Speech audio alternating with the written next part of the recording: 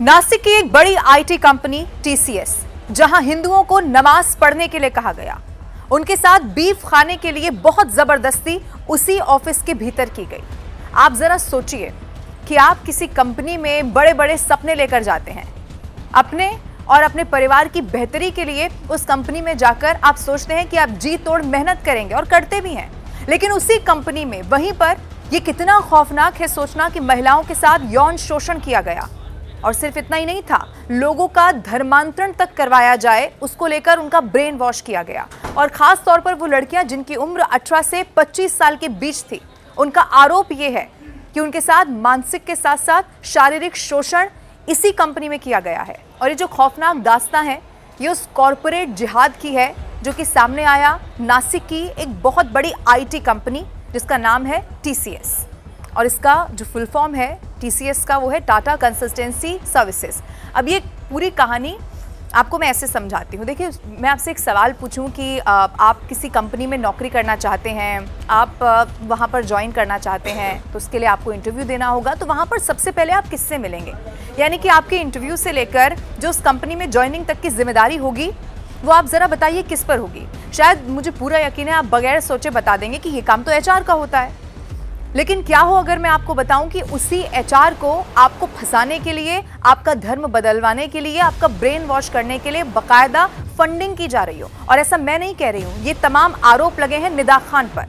निदा खान जो कि पुणे की ही एक एचआर मैनेजर, जिनको अब नासिक में बताया जा रहा है कि बीपीओ यूनिट से जुड़े हुए बहुत गंभीर आरोपों के मामले में इसी दौरान गिरफ्तार कर लिया गया है। और अभी तो जब पूछताछ होगी तो बहुत सारे बड़े खुलासे भी होने वाले हैं। ये जो एचआर मैनेजर हैं, उनको लेडी कैप्टन वहां पर कहा जाता था। और जानते हैं आप ये क्या करती थी? ये पहले लड़कियों से दोस्ती करती थी, उन्हें कंफर्टेबल वहां अपने साथ महसूस कराती थी, और फिर धीरे धीरे जिसके लिए फंडिंग की गई थी, हिजाब पहनाने और साथ ही नमाज पढ़ने की बाकायदा उन लड़कियों को ट्रेनिंग दी जाती थी। और 18 से 25 साल उनकी खासतौर पर उम्र थी। और सोचिए आप, हिंदू जो है वो नमाज क्यों पढ़े? लेकिन इसी का जब विरोध किया जाता तो उन्हें धमकी दी जाती थी कि उन्हें ऑफिस से निकाल दिया जाएगा। अब वो लड़कियां क्या करती? जब कुछ समझ में नहीं आया तो पॉश, जो कि लगभग हर आप जानते होंगे कॉर्पोरेट कंपनी में एक विकल्प होता है कि आप इस तरह की शिकायत यहाँ पर कर सकते हैं। एक जिम्मेदार बाकायदा लोग होते हैं जो इसको देखते हैं। लेकिन यहाँ ये जिम्मेदारी भी नहीं एचआर मैडम को दी गई थी। अब सोचिए, जो शिकायतें की गई, ना तो उन शिकायतों को कभी इन्होंने गंभीरता से लिया, और ये तो छोड़ दीजिए, उसे आगे पहुंचाया ही नहीं। और इसी को लेकर जब मामला खुल गया तो ये बिल्कुल साफ हो गया कि ये सब कुछ जानबूझकर किया जा रहा था। यानी कि अगर ये मामला आगे बढ़ता तो सबकी पोल खुल जाती, और फिर बाकी कर्मचारी भी आप सोचिए धीरे धीरे इसमें शामिल होते चले गए। फिर क्या हुआ? फिर ब्रेन वॉश किए गए, नमाज पढ़ने की ट्रेनिंग दी गई, उनको जबरदस्ती यहाँ पर कहा गया कि आपको नमाज पढ़नी होगी, बीफ तक खाने की जबरदस्ती हुई। और ये सब कुछ डरा धमका कर करवाया गया। ये उन्हीं लोगों का आरोप है जो इस कंपनी में काम करते थे, और ये सब हिंदू हैं, अभी तक की जो जानकारी है। और इसके बाद में और डिटेल आपको देखती हूँ। जो कर्मचारी हैं उन पर अपनी ही महिला सहयोगियों के यौन उत्पीड़न, अश्लील टिप्पणी करने, जैसा मैंने आपको आगे बताया, शादी का झांसा देकर शारीरिक संबंध बनाने के साथ साथ हिंदू महिला कर्मचारियों को धर्मांतरण के लिए मजबूरी के भी आरोप लगे। आपको याद होगा एक फिल्म आई थी केरला स्टोरी, ये बहुत उससे मिलती हुई कहानी है। इसके अलावा एक पुरुष कर्मचारी को भी जबरदस्ती नमाज पढ़ने और उसके धर्म का अपमान करने का भी बहुत संगीन आरोप लग गया है। जब ये जांच में खुलासा हुआ तो सब कुछ अब सामने आ चुका है। और जैसे ये पूरा मामला उसके बाद पुलिस के पास पहुंचा तो फिर इस पर कार्रवाई शुरू हुई।